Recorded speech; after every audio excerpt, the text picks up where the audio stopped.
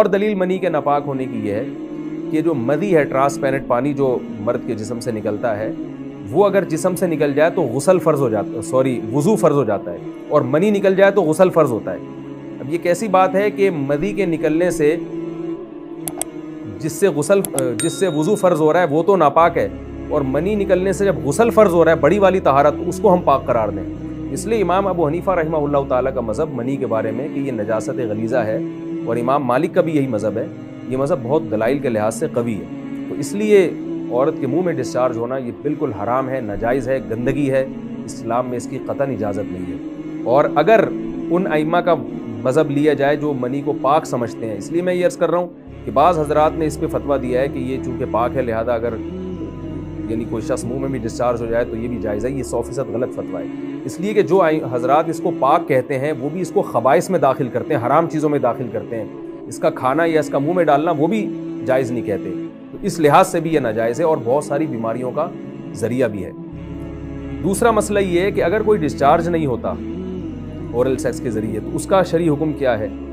تو اس کا حکم یہ ہے کہ یہ انتہائی سخت درجے کا مکروہ ہے، ناپسندیدہ عمل ہے، اور اس کے سخت درجے کے مکروہ اور حرام نہیں ہے لیکن بہت زیادہ ناپسندیدہ اور شریعت کے مزاج کے بالکل خلاف ہے، اور اسلامی کلچر میں اس کا کوئی تصور نہیں تھا۔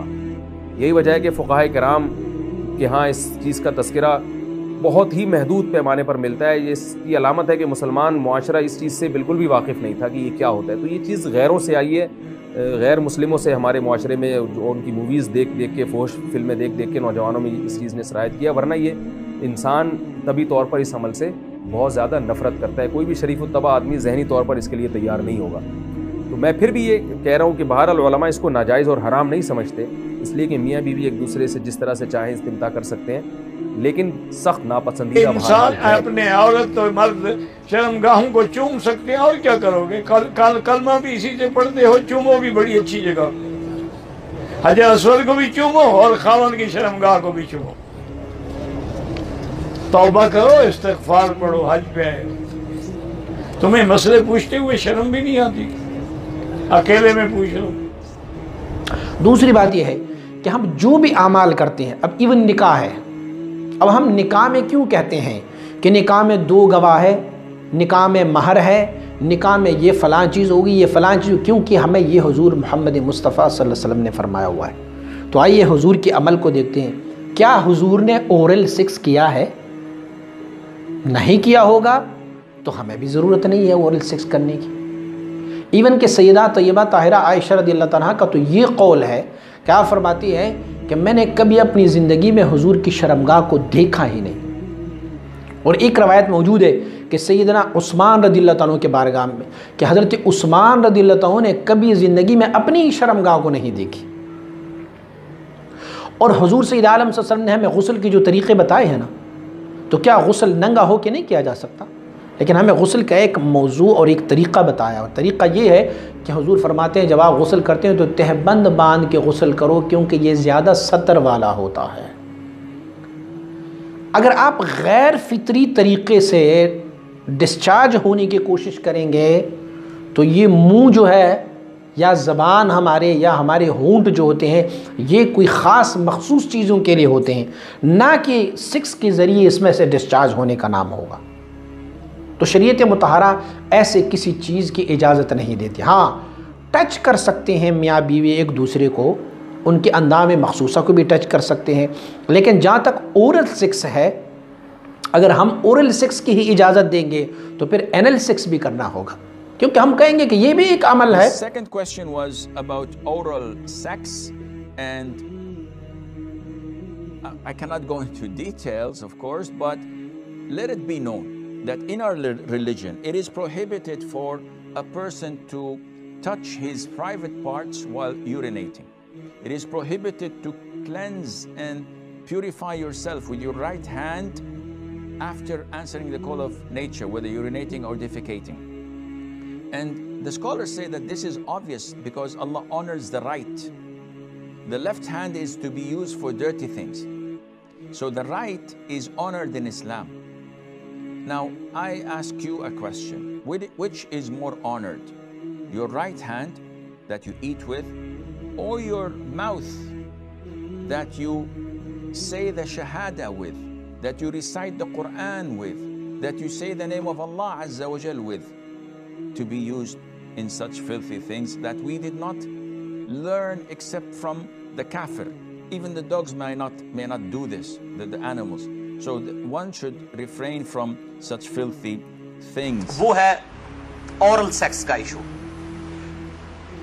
جس کی مختلف شکلیں جو ہیں وہ معاشرے کے اندر رائج ہیں، کچھ صحیح ہیں کچھ غلط ہیں. اس میں بنیادی اصول آپ سمجھ لیجئے، اور وہ ہے سورۃ البقرہ کی آیت نمبر 187. اعوذ باللہ من الشیطان الرجیم، بسم اللہ الرحمن الرحیم. احل لکم لیلۃ الصیام الرفث الی نسائکم، حلال کر دیا ہے اللہ نے رمضان کی راتوں میں بھی تمہارا اپنی بیویوں کے ساتھ ازدواجی تعلق قائم کرنا. ہن لباس لکم، تمہاری بیویاں تمہارا لباس ہیں، وانتم لباس لہن، اور تم اپنی بیویوں کا لباس. اب یہ لباس میں نے جو پہنا ہوا ہے، اس لباس اور میرے جسم کا کوئی پردہ نہیں ہے. میاں بیوی کا آپس میں کوئی پردہ نہیں ہے، کیونکہ ایک دوسرے کا لباس ہے، ایک دوسرے کی عفت اور عصمت کی حفاظت کا ذریعہ بھی ہے، ایک وہ معنی بھی ہے، اور دوسرا اس حوالے سے پریکٹیکلی بھی وہ لباس ہے کہ میاں بیوی کا آپس میں کسی بھی چیز کا کوئی پردہ نہیں ہے. کسی حدیث کے اندر کوئی اس طرح کی چیز رپورٹ نہیں ہوئی. اس حوالے سے ایک مردود اور منقطع روایت پیش کی جاتی ہے، اور اس تابعی کا سما جو ہے وہ سیدہ عائشہ رضی اللہ تعالیٰ عنہا سے ثابت ہی نہیں ہے. سنن ابن ماجہ میں حدیث ہے 1922، مشکات میں 3123 ہے، لیکن مردود روایت ہے، منقطع ہے، کہ اما عائشہ رضی اللہ تعالیٰ عنہا کا بیان ہے کہ میں نے نبی صلی اللہ علیہ وسلم کی شرمگاہ کبھی نہیں دیکھی. لیکن یہ روایت ہی ضعیف ہے، جس کی بنیاد کے اوپر لوگوں نے اورل سیکس کے حوالے سے عجیب و غریب فتوے دیے اور کہا کہ جی میاں بیوی ایک دوسرے کی شرمگاہ کو نہیں دیکھ سکتے، یعنی وہ کہتے دیکھ ہی نہیں سکتے، اگلی بات تو آپ چھوڑ ہی دیں. تو یہ حدیث ہی بالکل جو ہے وہ منقطع ہے اور مردود روایت ہے، جس کی بنیاد پہ یہ پورے کا پورا ایک اسکول آف تھاٹ کھڑا کیا ہوا ہے. بھائیو، اسلام میں ایز سچ اورل سیکس کی کوئی ممانعت نہیں آئی، سوائے وہ قوم لوط والا جو اینل سیکس ہے اس کو ضرور ایڈریس کیا گیا. اس حوالے سے جتنی بھی باتیں کی جاتی ہیں وہ علماء کے فتوے ہیں، اور ظاہر ہے کہ جب فتویٰ ہوگا تو وہ ایکسپرٹ اوپینین ہے، وہ اجتہادی ایشو ہے، اس میں کوئی شخص بھی دلائل کے ساتھ کسی کے ساتھ اختلاف کر سکتا ہے، اور اس کو آپ کتاب و سنت کی نص کی طرح بالکل فائنل اتھارٹی نہیں مان سکتے. اس کے لیے دلائل دینے کی ضرورت ہوگی، زبانی کلامی نہیں کہ میرا دل نہیں مانتا، یہ چیزیں اس طریقے سے نہیں. بہرحال اورل سیکس کے حوالے سے میڈیکل ایشو ضرور ریزالو کرنا چاہیے، کیونکہ اس قرآن حکیم نے ہمیں دو ہی علوم بتائے ہیں، ایک ریویلڈ نالج جو وحی کا علم ہے، اور دوسرا acquired knowledge, the knowledge obtained through observations and experiments، science کا علم. ان دو میں سے اگر ایک علم بھی یہ چیز ویریفائی کر دے کہ اس طرح کا ایکٹ جو ہے صحت کے لیے نقصان دہ ہے، تو پھر اس کی اسلام میں اجازت نہیں ہوگی. مثال کے طور پر یہ جو یورینیم ہے، اگر آپ اس کو نیکڈ ہاتھ لگائیں گے تو سکن کینسر اس کی وجہ سے ہو سکتا ہے. یہ قرآن و حدیث میں نہیں موجود، لیکن سائنٹیفکلی پروف ہے. تو یہ اس کو پھر اس طریقے سے پریکٹس کیا جائے گا اور بچا جائے گا. اس حوالے سے میں نے گفتگو بھی کر دی ہے، مسئلہ نمبر 39، علم وحی اور علم سائنس کی اہمیت اور ان کا دائرہ کار، اہل سنت پاک.com پہ. بہرحال میں نے اشارتاً اب گفتگو کر دی ہے، عقل مند کے لیے اشارہ کافی ہے، اس میں مزید ڈیٹیل میں جانے کی ضرورت نہیں ہے.